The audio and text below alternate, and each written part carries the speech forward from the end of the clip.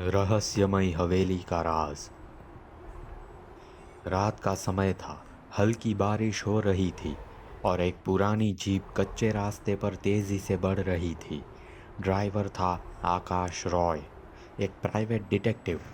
गांव के सरपंच ने उसे बुलाया था। गांव की पुरानी हवेली में हो रही अजीब घटनाओं और गायब होते लोगों की खबर ने आकाश को यहाँ खींचा था। यह हवेली दूर से ही रहस्यमय लग रही थी, जैसे किसी अनजानी ताकत ने उसे घेर रखा हो। हवेली के करीब पहुंचकर आकाश ने गाड़ी रोकी। उसके सामने अंधेरे में छिपी हुई एक विशाल और टूटी फूटी इमारत थी। हवेली के चारों तरफ उगे हुए पेड़ और घने झाड़ियाँ उसे और डरावना बना रहे थे। हवेली का दरवाज़ा ज़ोर से चरमराते हुए खुला।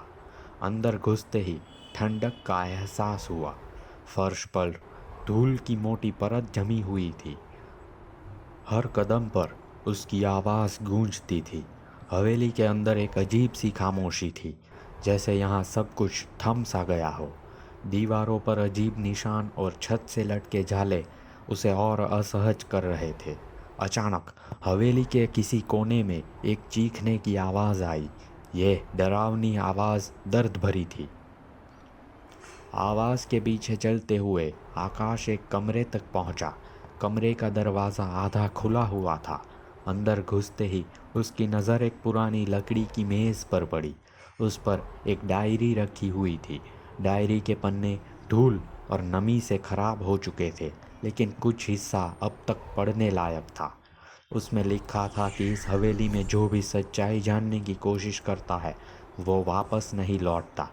पिछले गायब हुए लोगों की ओर इशारा करती ये डायरी आकाश को कुछ बड़े खतरे का एहसास करा रही थी।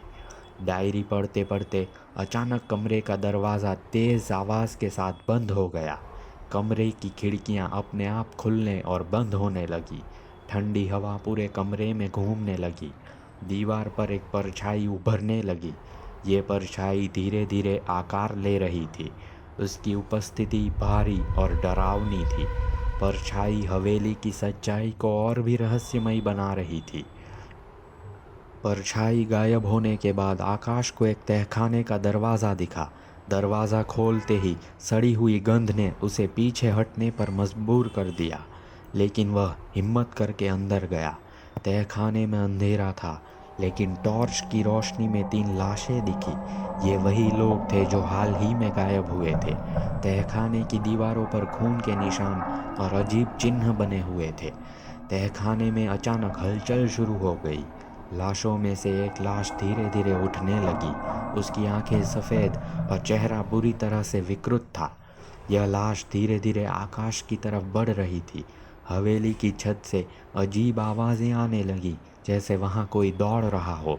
तहखाने में मौजूद अन्य लाशें भी अब हरकत करने लगी थी। आकाश ने भागने की कोशिश की, लेकिन तहखाने का दरवाज़ा अपने आप बंद हो गया। उसकी टॉर्च अचानक बंद हो गई और चारों तरफ घना अंधेरा छा गया। हवेली में से तेज चीखें और हंसी की आवाज़ें गूंजने लगी। कुछ देर बाद हवेली के बाहर सब शांत हो गया, लेकिन अंदर सन्नाटे के बीच हल्की हल्की आवाज़ें अभी भी आ रही थी। कहते हैं जो हवेली की सच्चाई जानने की कोशिश करता है वो फिर कभी वापस नहीं लौटता।